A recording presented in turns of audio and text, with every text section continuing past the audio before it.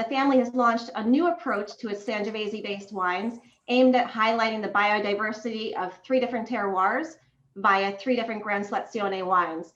So Giovanni's going to take us through those, and then we'll also get a sneak preview of the 2018 vintage of Siepi, which is the family's iconic Toscana IGT. We're among the first to be tasting all 4 of these wines here in the US as they're just starting to come in. So I'm super excited, and I think we should get started. So Giovanni, Castello di Fonterutoli has been in your family since 1435. First, can you say hello so we can find you in the gallery here? Ciao, everybody. Thank you for joining us for this tasting. I wish I could be. I wish to be there. But anyway, this is already something. Soon though. So Giovanni, share with us a brief, or as brief as you can be when it goes back to 1435, a brief overview of your family's history and the estate today and your personal role in the family business. Well, my family is my family's from Florence. Actually coming from a little village just next to Florence called Carmignano. And my family's always been linked with the winemaking, and not just the winemaking, but still around the wine industry, because at the times my family were coopers, and that's the 11th century, and that's where my family name come from.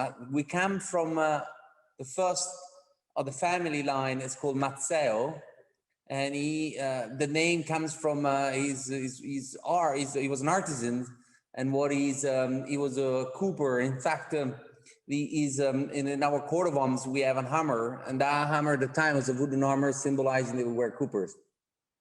And then we did a career in Florence, and this little village was too small, and my family grown, and we went to Florence. We did our career in politics and military. And we have one of the major characters of our family is called Ser Lapo Mazzei, who's considered the one who named Chianti the wine of the region. He was an ambassador covering a few embassies. One was actually Venice, and he was a notary for the Republic of Florence, but he was a great wine merchant and a wine producer at the same time. And he's left it with one of the is actually the first official document that says the Chianti the Chianti existed as a wine, and that document is dated 1398, and it says on December 16th, 1398, 3 florins, 26 soldi, and 8 denari, that's the currency of the day, should be given to Piero di Riccio for 6 barrels of Chianti wine. The aforementioned will be paid by written letter of Ser Lapo Mazzei. So for me, it's a great document because it's not just saying that Chianti was existing as a wine, but it's kind of, it shows that nothing has really changed. They were selling an appellation, talking about the appellation as much as we're doing today. Is selling barrels while we're talking about bottles, unfortunately. And then thanks for his granddaughter that we arrived in the Chianti region, because the Madonna Esmeralda got married the owner of Fonterutoli in the 1435. And after that, 25 generations of winemaking in Fonterutoli, in the Chianti Classico. And at the time, Chianti was quite in a region of interest between Florence and Siena, which is the famous lot of battles between the two.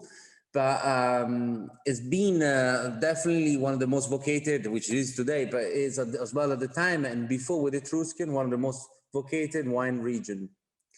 And nothing after a few centuries, now we're here now talking about the Sangiovese, which is what we've been devoting ourselves for many, many years. And especially for the last 50 years, where we dedicated ourselves to research to understand better the Sangiovese and see the evolution. And that we started it when selecting from vines planted in 1911. And those vines were the first where we start selecting our specific type of Sangiovese. And then from there, we started a path where we joined a research called it Chianti Classico 2000, and with that and plus our own research, we created a nursery project where we worked with 36 different subvarietals of the Sangiovese. And why we did this is because we have such an articulated estate with so many differences between one location to the other one. We're going from over 200 meters from the sea level to almost up to 600. And there's a lot of different exposure, a lot of different climes, and Sangiovese, you can't have just one solution for everything. It's a massive puzzle. And so that's why we wanted to select in order to get the most, the best combination to really deliver the best emotion while you really find a strong identity, character. You really can see where the wine is being made from. Excellent. So Giovanni, let's talk about Chianti Classico appellation in general in terms of the terroir and biodiversity. And then maybe we can take a look at the map of these specific vineyard sites and dig into that. Chianti Classico, for me, it's a beautiful library. It's something where you just want to dive in and go for the journey. From the different districts, from Greve, Panzano, Radda, Gaiole, Castelnuovo Berardengo, Castellina in Chianti, even Poggibonsi, San Casciano, and more. You can see the differences and how the places are with their complexity in terms of type of soil. Places like Radda with more like Galestro, more pure in type of solid soils and more altitude.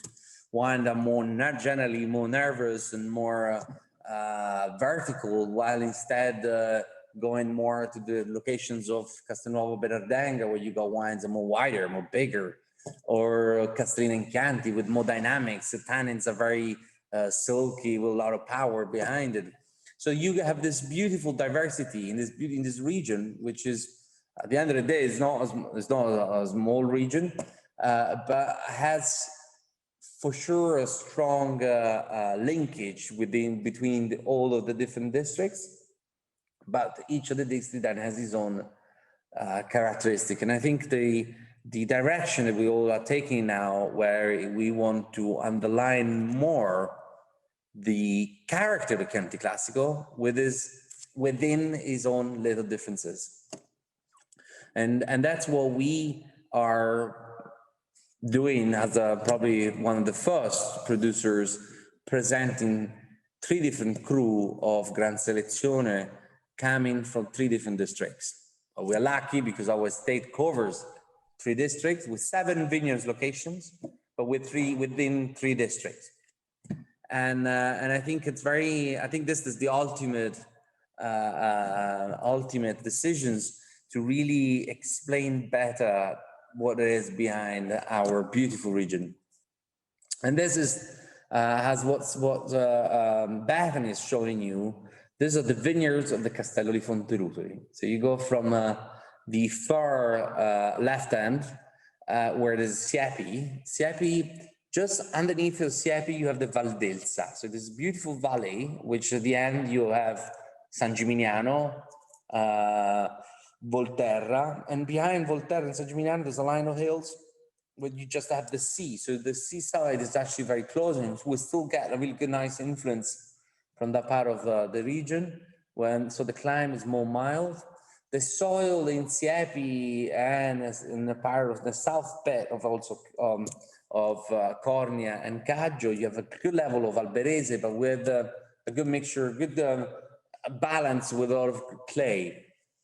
So you have this nice minerality and elegance, but at the same time with a lot of power. The more you go higher, and more aromatics you get. And that's what I found, and you will see while you're tasting the wines and you see the journey that we have here. Once we reach on Fonterutoli, you will see this combination of elegance, power, very dynamic tannins with a lot of aromatics. And then we go more on the right-hand side, where we are now in the blue bits, where we are in Castelnuovo Berardenga, with Vicoreggio on the right-hand side, where we make the wine Vicoreggio 36, where we have the 36 different clones of Sangiovese planted together. That's where we run our nursery project. And then Belvedere, which is just above, Belvedere, it's a very interesting soil, very interesting type of terroir, which is probably a good combination between Castellino and Chianti and Castello between Fonterutoli and Vicoreggio. Then we go more up and you get to Badiola, which is then as the highest point of the estate, 570 meters from the sea level, which is to grow Sangiovese at the altitude with that level of quality. I think it's very, very challenging, but at the same time, I think it's one of the places where you can get the best, the most incredible emotions while you're drinking this wine. It's pure elegance and very vertical with a good level of fruit as well, but it's a wine with a bit nervous. That wine sometimes is hard to break. And it's a very limited production coming from Badiola. But as you can see on that map, really you can see how where the vineyards are and how much differences there's between one of the places, and that's why the need of selecting the best and the right Sangiovese that we think can work best for that particular locations. Because you can see vineyards, but the actual numbers of plots are over 120. So again, it's even more breakdown. And then in order to replicate and understand better what the vineyards are giving us, we build a facility that works. It actually was the first facility 100% gravity fed in Tuscany. And we do each of the plots are vinified individually. So we make basically 120 wines, 120 cru. Then from there, we select obviously within the location for the four cru, Siepi, Vicoreggio, Castello, and Badiola. And then the other wines are then classified to the Chianti Classico, Serlapo Chianti Classico Riserva, and the Poggio Badiola IGT. So Giovanni, I'm just going to interject with a couple of questions that popped up here. And first of all, and I'm going to have to put this photo up because it's adorable. But we had a question from Pat Thompson. There are 11 in the Mazzei's 25th generation. Is that true? Are there 11 of you? And how many of you are actually working at the winery or in the wine business in some capacity? Well, we are 11 cousins, and we are working in the family business, just my uncle, my father, and my cousin. Great, okay. The four of us. Unfortunately, my grandfather passed away. He was the chairman until last year. Okay. And Andrea Robinson had a question related to the terroir. Can you explain Galestro? What is the composition of it, and does it vary in concentration like chalk does in Champagne? And what does the Galestro impart in the wine? How do you feel it in? Well, Galestro is a friable type of rock, typical of Tuscany. The issue with the Galestro, it's very creates a situation in the soil when you go a high level of that, a really poor type of soil, which is really hard to get actually power and concentration. Normally you get very light, crispy and very mineral, but very poor in color, very light. It's very hard to get wine concentrated from that.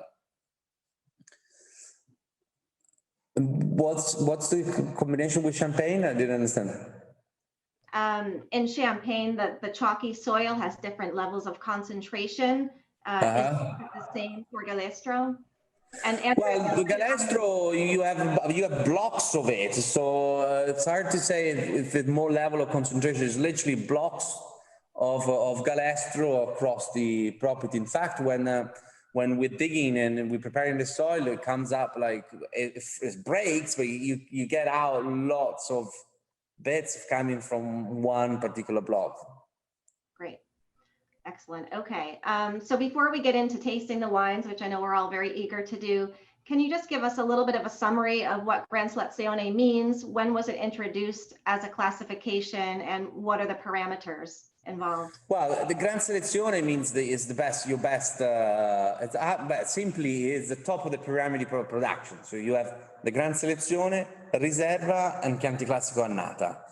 Just to give you a figure, which is very interesting, I think, from the Chianti Classico, is that the quality behind the Gran Selezione, I think it's phenomenal now, and only 5%, but it's almost 6% now, of the total production of the Chianti Classico is classified as a Gran Selezione. So it really shows that it's kept it with a really very strictly for the best. And the Gran Selezione, the meaning of it is, but for the first time, we have an appellation that really gives indications of the viticulture. It really starts from the vineyards. And in order to protect the consumers and to make sure the traceability is clear, to be trading in wine called Gran Selezione, you need to be the one producing it. So with that, we avoid all the negociants, all the bottlers. So we were able to make sure that the viticulture is really an estate wine, and to be called a Gran Selezione Castello di Fonterutoli, you need to be the grapes of the Castello di Fonterutoli. So that I think it's a game changer in the names of appellations, the category of the appellations of Italy. We never had anything similar in any part of Italy. And then the aging, it's required over 30 months of aging with the specifications of oak, which before we didn't have any specifications. Then there's few other elements, of chemical elements, and wines needs to respect. And then for me, the most important thing is the committee who tastes the wines, which gets together every week to taste the wine. And it's a very interesting group of people, they're doing the tasting, which make sure that the wines are fitting and getting to be approved. They're reflecting the terroirs that are named for. But the Gran Selezione nowadays is basically driven by, obviously, mainly Sangiovese.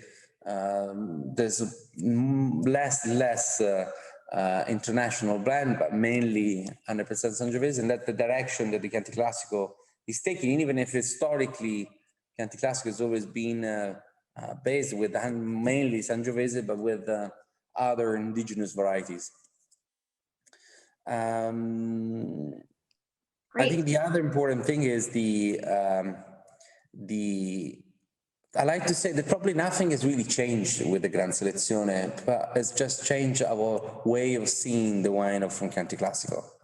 I think that was the most important thing of this new launching of this new category, which at the end of the day, but at the end of the day, the rules are not really making the wines. It's how we envision how the winemakers are doing the wines and the way they're gonna express themselves. So I think with this, we were finally getting more, we're changing a bit the point of way of seeing the great wines from this region. Great. So Giovanni, you have a couple more questions coming in from the group.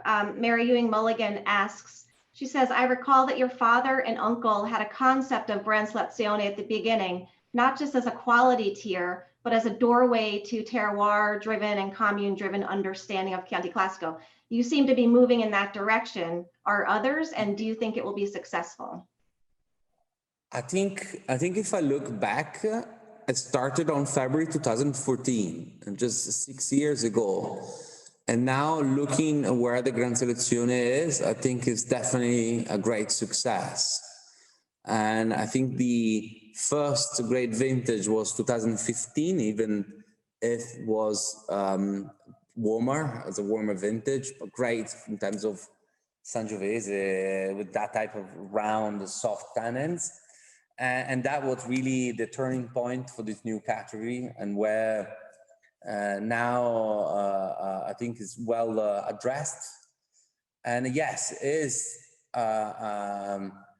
the aiming is really to that, is really to do wines that are they can reflect the viticulture of the region and can really make sure that the wine screams the terroir, screams what the identity and where the wines is from.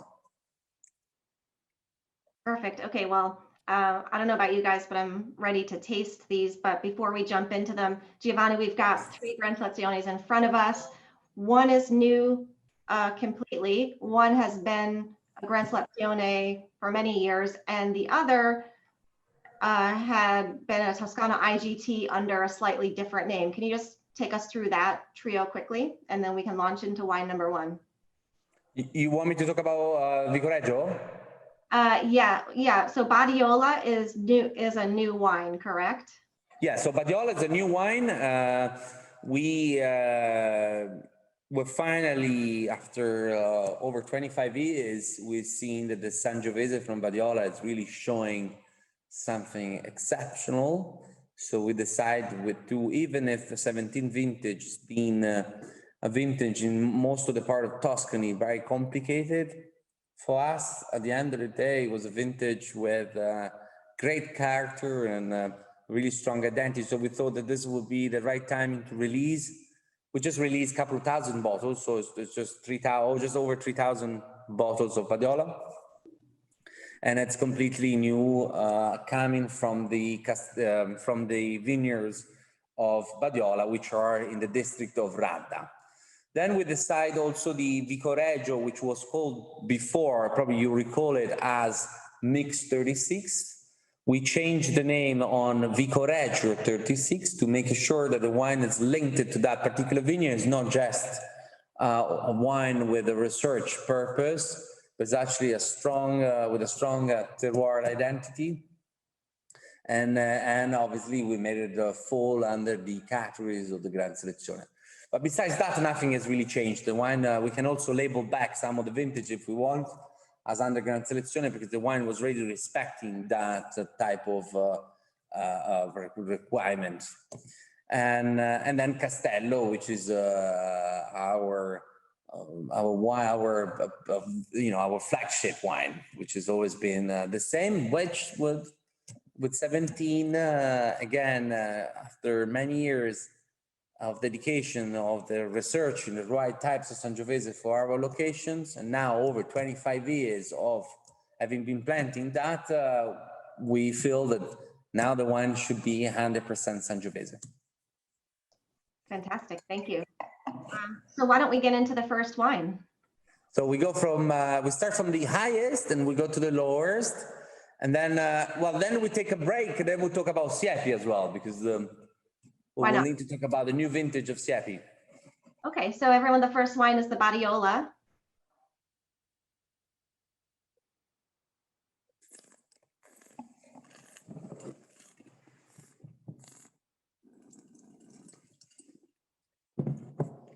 You have this nice aromatics on the nose, but immediately a good fruit of red cherries, and then shows more with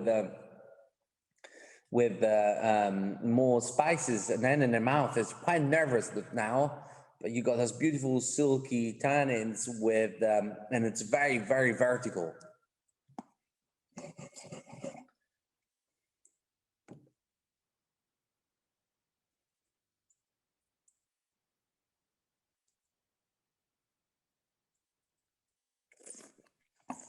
Giovanni, we have a question about oak use in these wines in general. So Sangiovese is very sensitive to the use of oak, and regulations for Gran Selezione only require 30 months. Sangiovese is very sensitive to winemakers. To winemakers. Well, we tend to overdo what instead is already there. So with this type of Sangiovese, you really need to be with less interference possible. So that's why we build a facility 100% gravity fed. But that's not enough. I mean, we work with the smaller tanks, but the most important thing is not just working without using the pumping, so no pumping over and not even pumping down to the tank, but separating well the stems from the grapes and making sure the grapes are more intact as possible. So while vinified, the grapes are floating better, and so we avoiding also the pinching down. So here we really trying to not touch the grapes, and we just go with a little jar of wine and just put it on the top in order that the wine gets, you know, the grapes moves a little bit more. For Badiola, we don't use any additional yeast. It's all natural, spontaneous fermentation, not temperature controlled. So it's completely going with a natural fermenting, and then the wine does about just over 20 days of macerations. So it's not crazy long maturation, but about 20 days. And then the wine ages in tonneau and for about 24 months, and then the wine ages in bottles. They're using oak here. We're using tonneau and some well, in terms of we're using also some big barrels of 15 hectoliters. It's about 50% new oak, and all coming from Badiola. It's all oak coming from France, but all coming from Burgundy.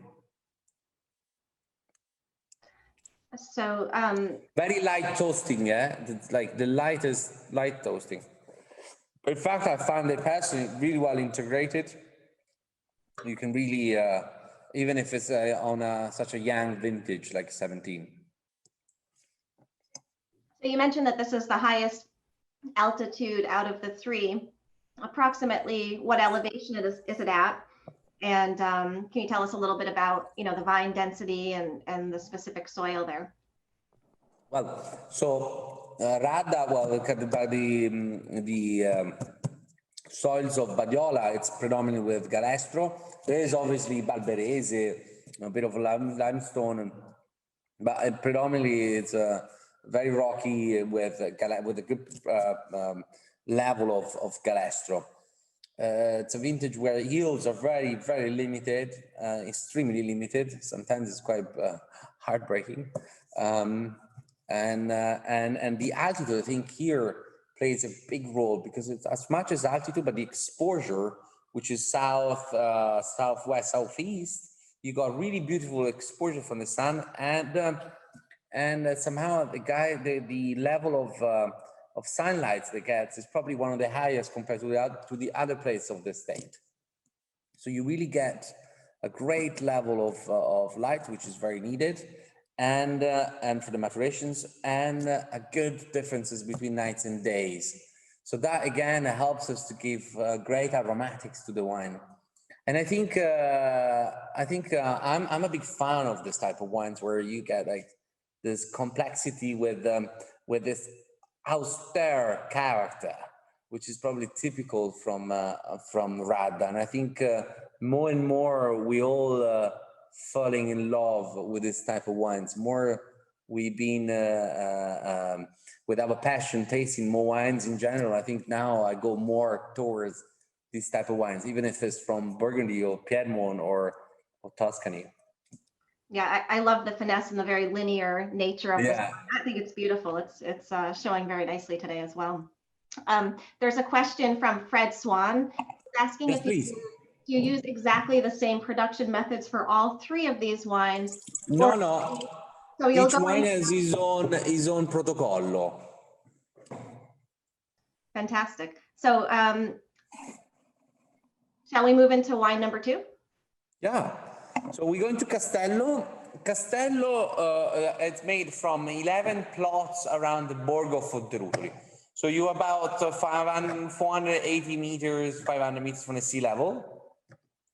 This is our flagship wine. This is the wine probably is the one most representative out of all.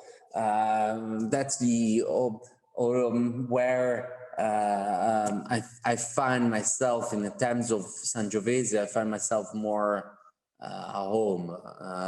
I love this like character of the Castellino and Chianti, especially from the Castellino and Chianti district, where you have the silky tannins but they're very dynamic and almost electrifying. They're full of energy and nervous. So Compared to the other location that we have in Castello and Chianti, the fact that we are at that altitude, you also have a good mixture of aromatics. So in the nose, you find immediately a bit of from a bit of an orange peel to violets to lavender, and then black cherries, and then a lot of different red fruit.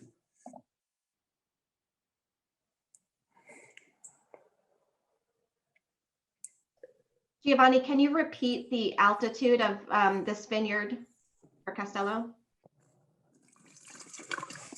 But the 11 plots, so on the average, we're about 480. Mm-hmm.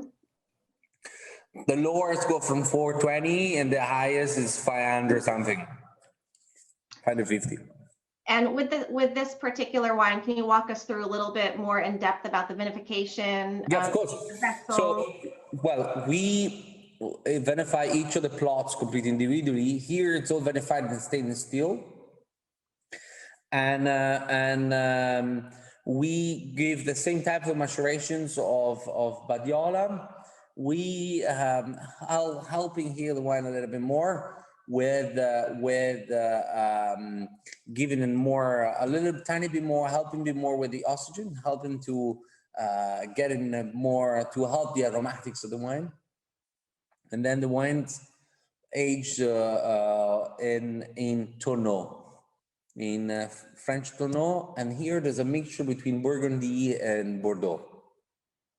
There's 65% of new oak. What I like here is it's really back to the juice. I think the juice and the grapes from Castello, from Fonterutoli, again from Castello and Chianti, are giving you the sense of purity. There's something really I find in myself really.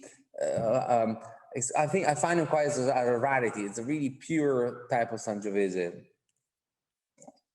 Excellent. So these wines are all. The wines aged for about 30 months, 25 months in tonneau, and then aged for 6 months in concrete vats. So where it does the finissage, so the master blending is done all in concrete vats, and the wine that settles, relaxed, and it gets more linear, cleaner, and that's where then the wines get bottled. And for internal creation, excellent. And anything at all, but ICR means a review with tour for some reason. So Giovanni, this particular wine is now 100% Sangiovese. Were previous vintage of this a blend? And can you talk a little bit about the change and why? The previous blend was Colorino with Colorino and Malvasia Nera. 92% Sangiovese with a touch of Colorino and Malvasia. So with what vintage did it become 100% Sangiovese? 17. 17 is first, good. Okay. Yeah. So if there are no other questions on this one, I think we can move on to the Vicoreggio 36. Vicoreggio I find it's a very interesting combination here, because you have the few of the characteristics of Badiola and Castello and Chianti in terms of a bit of aromatics, the level of fruit, but then the wine has got this like power, and it's very wide. It's less completely different in terms of drinking profile compared to Badiola and Castello. It's much more wider, but preserving the finesse. But then in the nose, it's really tricky, because you get after the first aromatics, then you get with more mature type of fruit, more like raisin, more like darker type of fruit.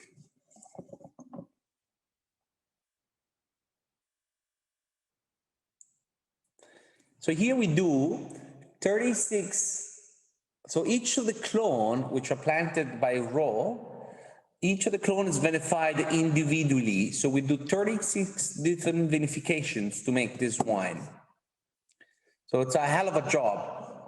But this is like a wine that's been made for many years, but we didn't know about it until suddenly we discovered a winemaker and our agronomists. They were in their playground playing with wines and different blendings, and we tasted it, and they said, "Well, this we're blending the 36 different types of Sangiovese that we've been doing the research with all together and see what's going on." And we tasted it and said, "Well, this is the heart beating of Fonterutoli. This is something we should bring it to our consumers and show what's our Sangiovese and our dedication to the Sangiovese."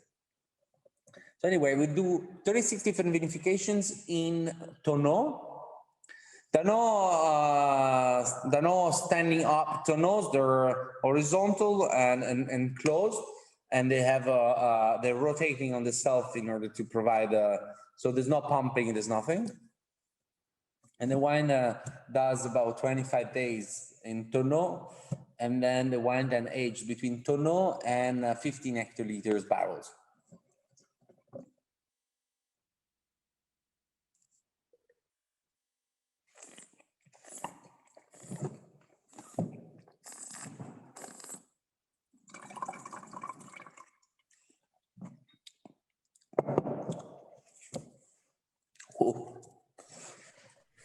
I think these three wines are all really expressing a very distinct piece of the terroir. They're so different in style, but they still have that kind of Fonterutoli DNA running down their spines. Beautiful wines. Thank you, Bethany. I think, yes, I think that they're very different, but at the same time, they got a good linkage together. And it's very interesting to see the Sangiovese across these different locations and see how it reacts and how it works. And that's the beauty, I think, of the Chianti Classico, and that's what makes, I think, Fonterutoli a special reality. Giovanni, Michael Epstein is asking if all the wines are made at the same winery. Yes, they are. Good. And Leslie had a comment about the Vicoreggio 36 it's just a stunning wine. The texture is velvety, but with grip. And I couldn't agree more. This particular wine was a Toscana IGT until this vintage. What had to change to change the appellation? Well, I think it was just about time. When we released it at the time, we wanted to just do showing what's the research behind our winemaking and our dedication to the Sangiovese. But now this is the past. I mean, we are now living on what we've done in the days, and now we're really concentrating on delivering the best terroir. And this is the time where, in fact, we changed the wine and linking it more with the vineyards and make it really a terroir wine, and talking more about his viticulture and the Gran Selezione was the next ultimate step to do. I think we're moving together as much as we're anticipating the UGA, we're anticipating with this the sub classifications of the Chianti Classico, so the sub with the different districts. And since this is has been addressed and it's gonna come out very soon, we thought, well, this is the right time to do it, since we had the wine already there. Congratulations! These are just a beautiful representation of the concept and seamless. So, well done, Giovanni. Well, thank you. Just keeping an eye on our time here, so I wanted to make sure we give sufficient focus on the CFE 2018. So perhaps we can pivot and go to wine number 4. So, well, we haven't talked about Siepi since we didn't give you an introduction. So Siepi is this vineyard that you saw on the map, which is on the far left-hand side. Siepi, it's a Dutch estate from Fonterutoli. It's about 5 kilometers. But it's always belonged to my family since the 1435.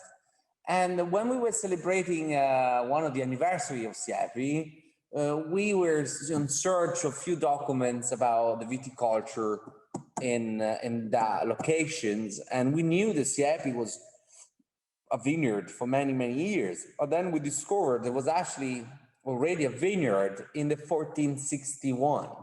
And not just a vineyard, at the time, the viticulture, the agriculture was really promiscuous. You had vines, olive trees, and wheat, and probably some sheep all around. So anyway, it was a really mixture of agriculture in one bit. Instead, Siepi was really specified.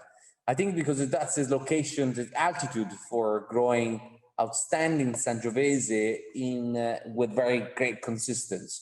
So we are in average 300 meters on the sea level, and with the right exposure, it's basically a tableau where you go 150-degree exposure.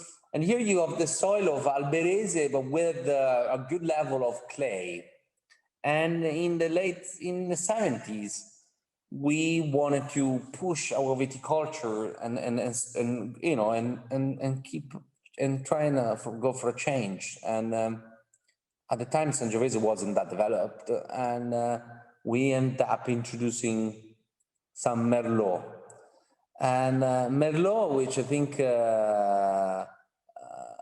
there is probably something quite special about the Merlot from Tuscany in general.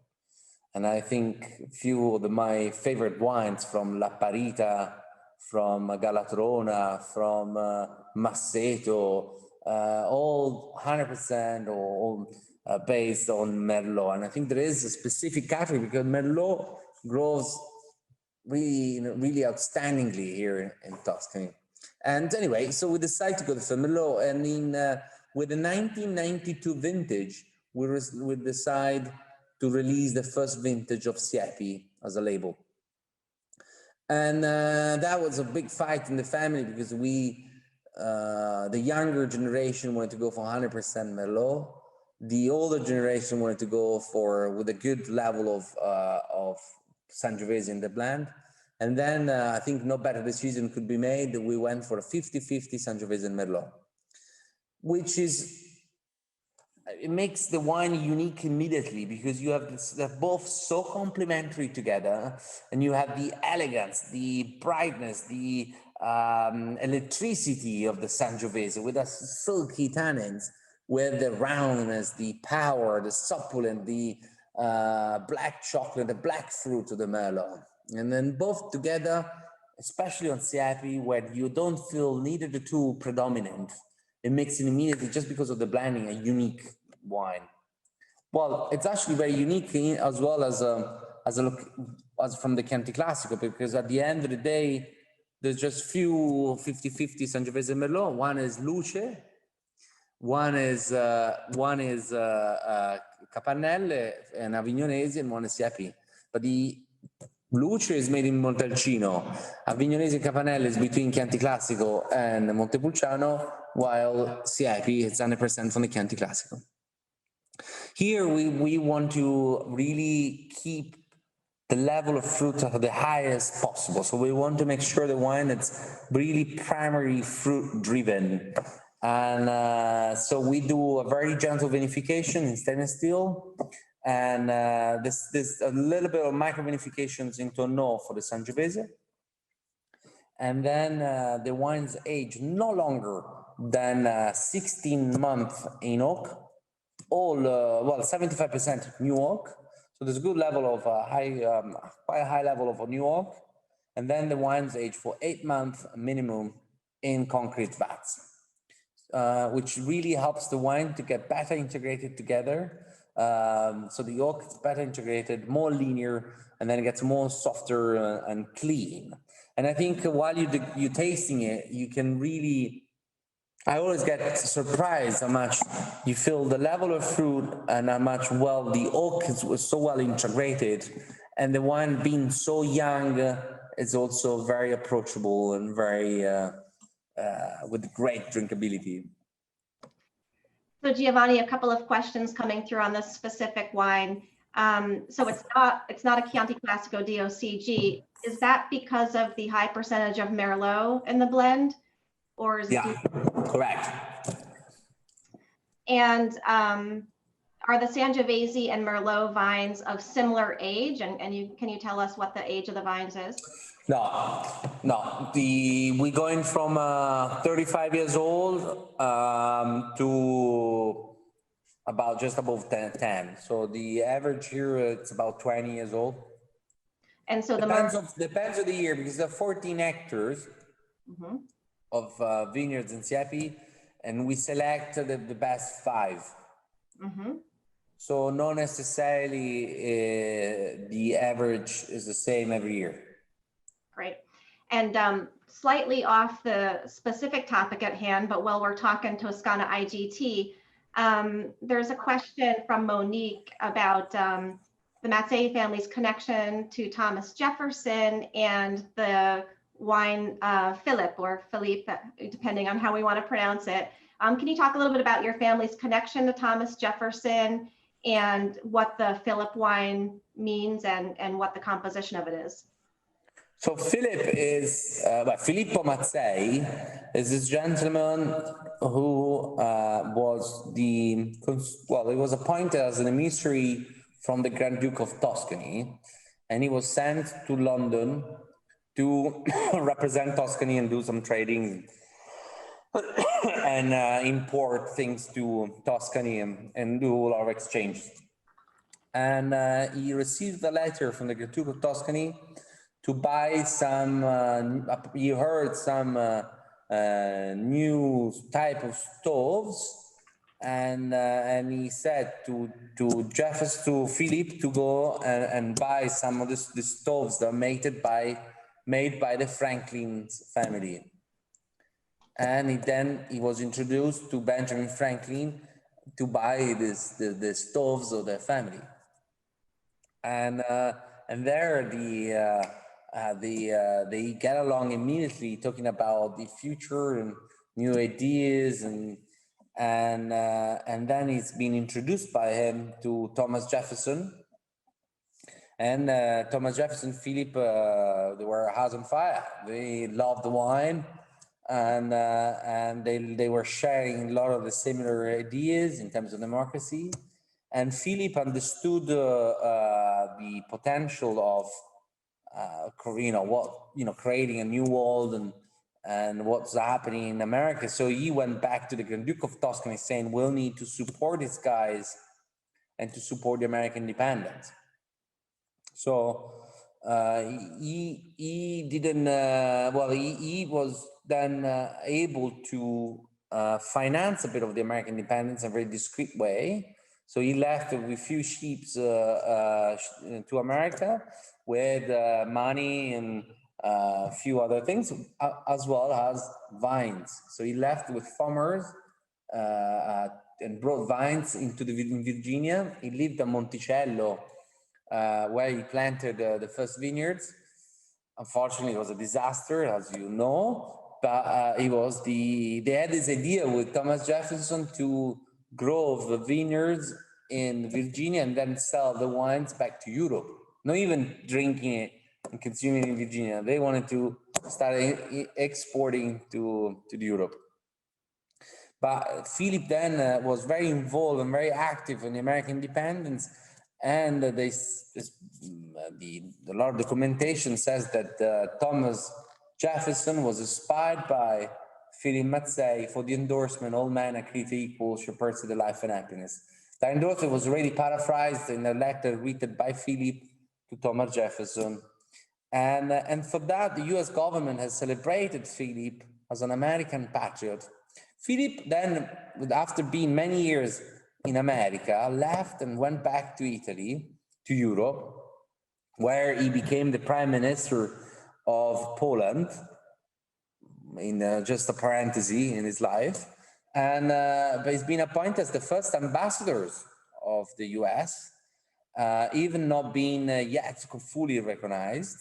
And then for that, then he's been celebrated as an American patriot, and he was the first no-American citizen to be recognized with a US mail stamp for him. And so my family could not celebrate him without dedicating him a wine called Philip. It's 100% Cabernet Sauvignon. where we give in a bit of American twist using aging the wines in American oak, and it's a delicious, very earthy, mineral type of Cabernet, completely different than that is the classic green peppers, vegetable type of Cabernet.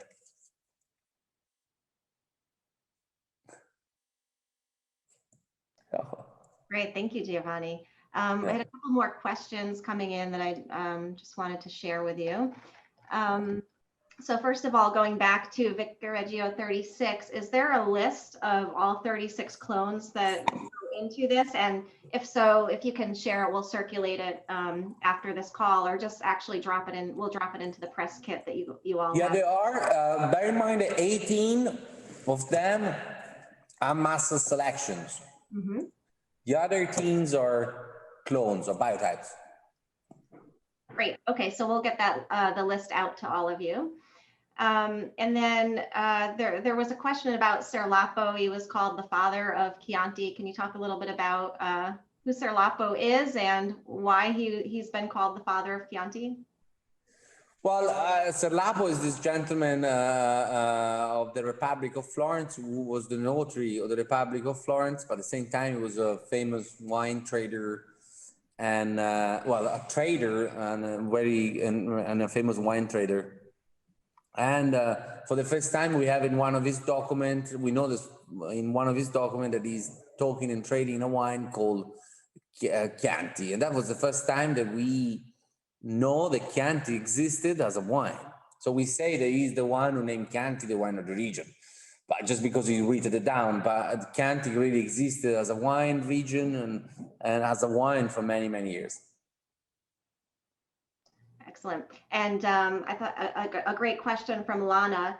Do you think the Super Tuscan category is still going strong, or is there a trend away from that category?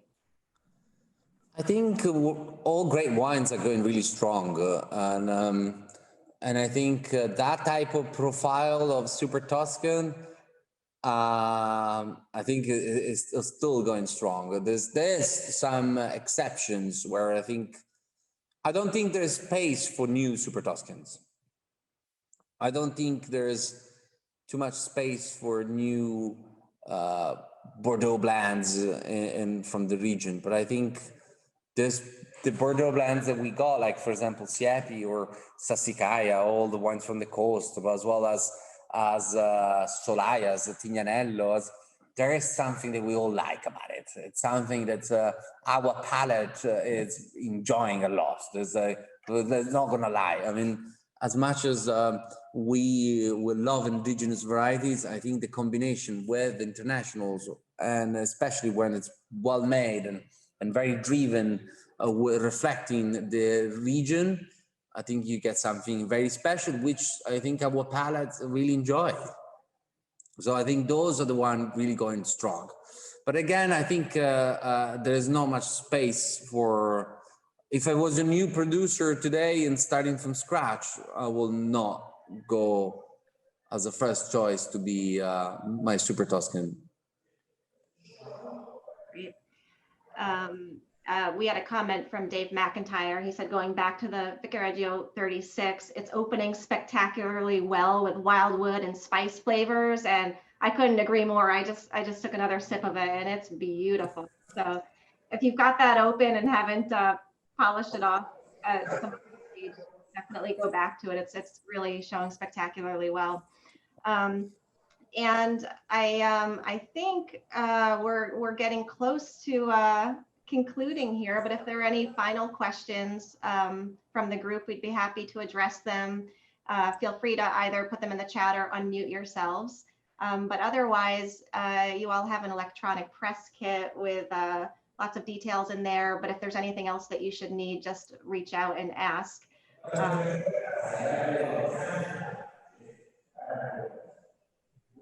But I hope you really enjoyed the tasting and you enjoy the Sangiovese of Fonterutoli with these differences in between the locations.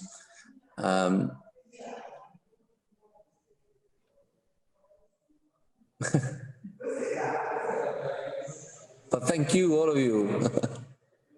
Giovanni, thank you so much. It's great to see you, and we hope you have a fantastic evening out there.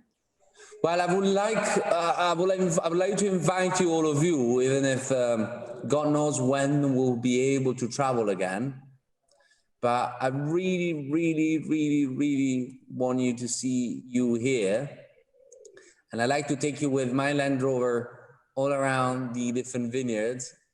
You're probably going to have car sick, but I promise you, it's a great journey. We're going to cross rivers and climb hills, and I will show you the different places and the terraces, how we build it. For example, we got there's a place here in top of Fonterutoli. You can see these rocks that we came out from the soil and where we build our terraces. And then going down to Vicoreggio, where you just seeing the different clones while you're seeing Siena in front of you. So I really, really hope you can make it very soon. And obviously you are our guest. And so don't be shy, just get on the plane as soon as you can. Deal. Great. Thank you all. Thank you all very much. Have a great day, and we'll talk to you soon. Thank you. And more Sangiovese for everybody. Ciao. Ciao.